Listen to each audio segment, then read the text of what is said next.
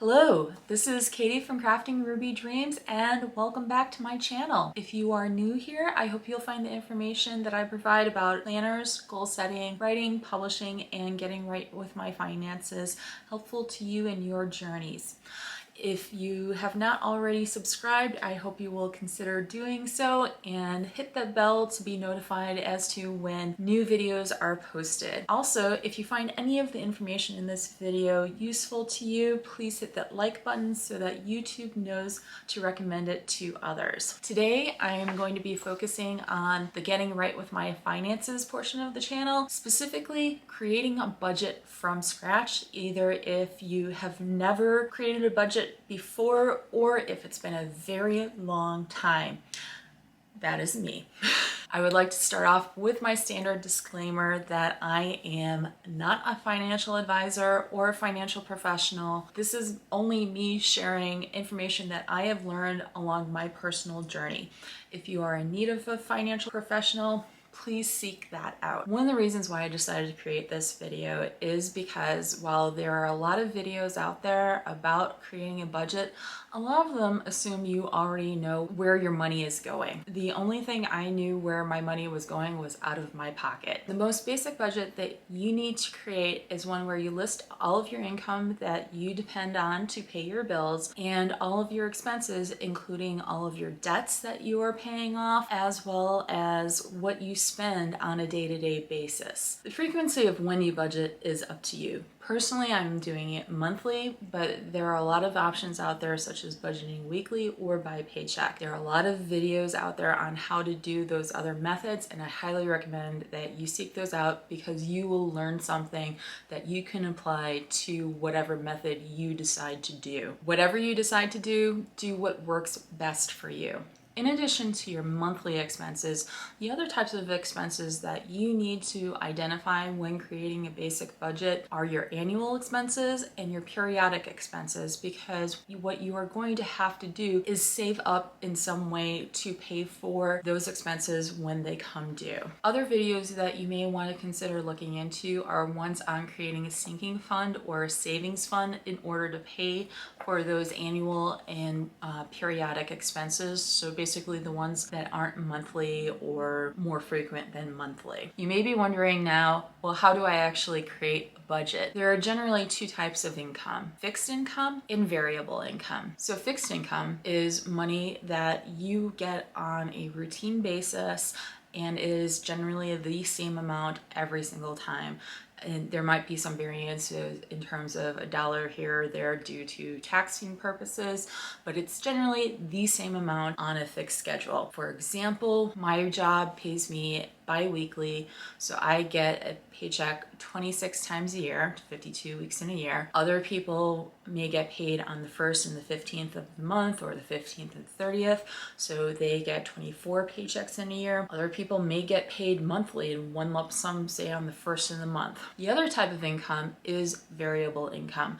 Variable income is money that you know you will be receiving, but you cannot either count on the time that you are going to get the money or the amount that you are going to get. And sometimes you can't count on either. So this would be income from side jobs, jobs where your hours will vary from paycheck to paycheck, and investments, child support, all of that kind of thing is variable income. Some people, variable income is what they depend on to pay their bills. I am not going to be speaking to the specifics of budgeting for a variable income to pay your bills. There are tons of videos out there that you can look up, and I recommend you do that research. I just want you to know the differences between fixed income and variable income. All right, so now you have all of your income listed. The next thing that you need to be writing down is all of your debts. Basically, who do you owe, how much total do you owe,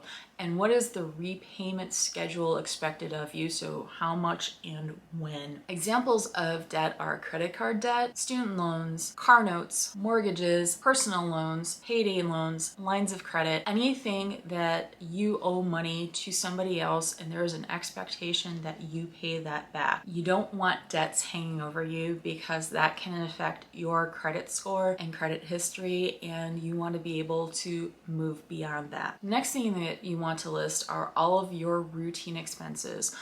These are everything that you are expected to pay at a certain period of time. So some of your debts may be a routine expense. It's fine if you list them twice.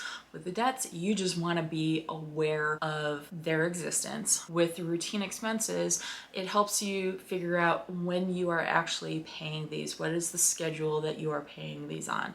Monthly expenses, periodic expenses, and annual expenses. So monthly expenses are things that are charged every single month. Examples of this would be gym memberships, streaming services, subscription boxes, anything that you are paying on a monthly basis that may be automatically charged to you, or you are expected to go in and pay, like your utilities, your cell phone bill. You are responsible for making sure that those are paid every single month. Periodic expenses are things that are less frequent than monthly, but more frequently than annual. So for me, an example would be getting my haircut in pre-pandemic times. I didn't go every single month, but I went about every 3 months, depending if the scheduler understood how many weeks were in 3 months. Another more periodic expense for me is charging up my laundry cards and my transit cards. The reason those are not monthly is that I let them get down to a certain month before I recharge them with money, and I don't know the frequency of how fast it's going to take me to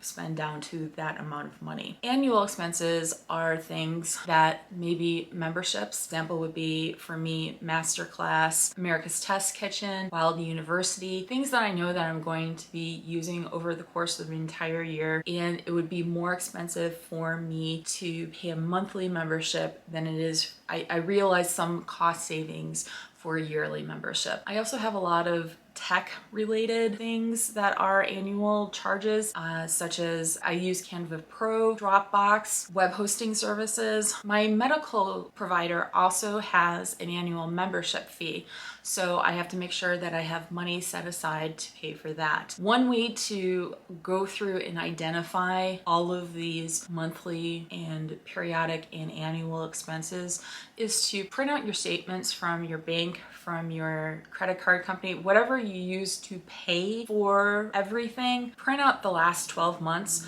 and go through and identify routine expenses. Just go through with a highlighter. I use different colored highlighters to differentiate between monthly, periodic, and annual expenses. You may just have one yellow highlighter and that's fine. Just maybe make a note with like A, M, P, whatever to separate out the different types of routine expenses. It's going to take you a bit of time to do that, but is incredibly worth it because you will then have a better understanding of what money you need when. Once you have identified all of your routine expenses, go through all of them and see if there are any that you can cut. Eliminating expenses will provide you more money to work with for whatever your budget period is. A little while ago, I posted a video about the July 2020 subscription boxes that I had received. I mentioned in the video that I was going to be cutting out the Plannything planner box for the time being for financial reasons. I decided soon after I made that video that I was going to be also cutting out the Simply Gilded subscription box. It was a nice to have, not a must have. I thought it was a must-have, and then I looked at what all of my monthly expenses were and I realized it was a nice to have, so I cut that out. I have pared down my monthly expenses to the point where I feel most comfortable. If I need to cut out more, I know what category I will be cutting out, but it will be a bit painful for me for the next round. But you have to work with what you have, so if you don't have enough to go around, you have to be serious with yourself and cut what you can cut. So you've gathered all of this information. You've got your income, you've got all of your debts, and you've got all of your routine expenses. If you have not already, please write all of this down, either pen and paper or a spreadsheet, because it is so incredibly useful to have a visual representation of where your money is coming from and where it is going. Once you have written it down, you may be able to see patterns such as, oh, hey, I've got these two things that do the same thing and I'm paying for both of them. Maybe I can cut one out. Maybe you do need both,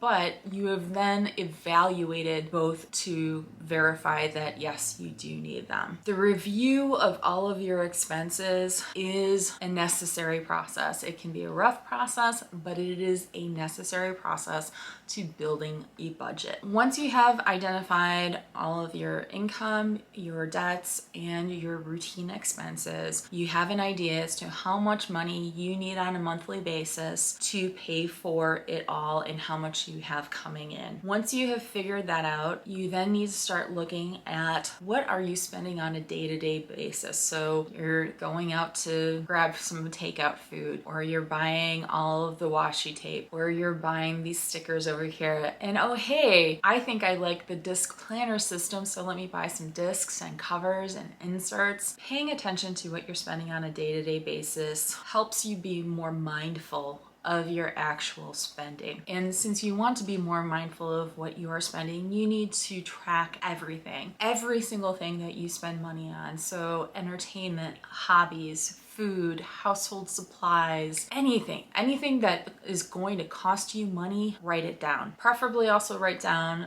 what source of money that you are using, or it's like, I pay for this with my credit card, I pay for this with my debit card, I pay for this through not direct deposit, but it's directly taken out of my checking account. Mark all of that down, because that kind of gives you an idea as to cash flow. One other thing that you need to be writing down, even if you are not paying for it now, but you are sticking money into a savings account to pay for it in the future, that is you spending money. So mark down everything that you are saving for when you put the money aside for it. So that is something else to be aware of. So as I said before, some people like to work from one big bucket of money and they don't care what category something falls into. They just know that they're spending money and that's what they need to focus on at the moment.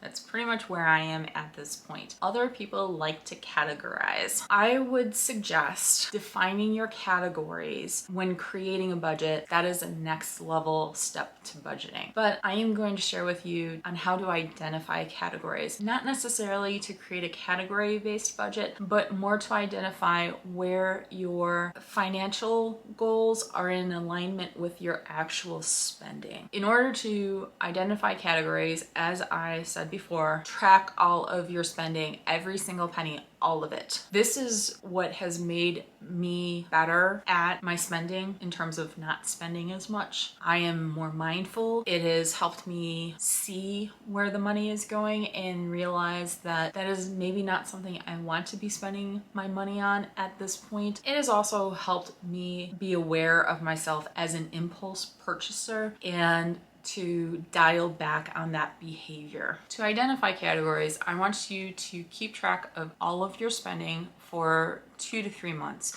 because I think that's going to give you a better overview of what types of categories you spend in. Once you have done this and you have either a spreadsheet or a handwritten tracker, that's what I do because it just connects me better to the idea of spending money. Once you have 2 to 3 months of all of your spending tracked, the next thing to do is identify potential categories that your spending may be occurring in. I'm going to use some examples for me for categories based on pre-pandemic times, because I'm not doing all of this now. Those are groceries, household supplies, books, knitting, planners, other hobbies, movies, streaming services, eating out, conferences, continuing education, medical care that is not covered by my insurance or my FSA plan, dental care that is not covered by my insurance or FSA plan, and vision care that is not covered by my insurance or FSA plan. There are other categories out there. You can find a category for something, but make it personal to you, because this is you and your budget and your values and your goals. For things like Target, you may want to hold on to your receipts and go through the receipts individually to separate out things that might be in multiple categories, such as groceries, household supplies, home decor, that kind of thing. Once you've got all of your expenses categorized, I want you to total up each category and then divide it by the number of months that you have tracked. So if you are using 3 months, you divide it by 3. If you are using 2 months, you divide it by 2. You are trying to get an average of what you have spent in that category per month. And then the next thing I want you to do is look at your long-term financial goals. Is your spending in alignment with your long-term goals? Are you not saving as much as you want to be saving for? So maybe you're spending a lot on home decor, but your plan is to get a home of your own, either like house, condo, something, and you're not saving that much toward it. So can you reduce the amount of home decor spending in order to use that money for savings towards your own place? You want to support your mental health, and so if you cut too far back, that might adversely affect your mental health, and I don't want you to do that. But where are the areas that you can shave? Going too drastically in one direction is never going to be helpful for you. I speak from experience because when I was younger, I always did the drastic thing, and it was always an adverse effect, not a positive effect. Look for areas that you can shave and redirect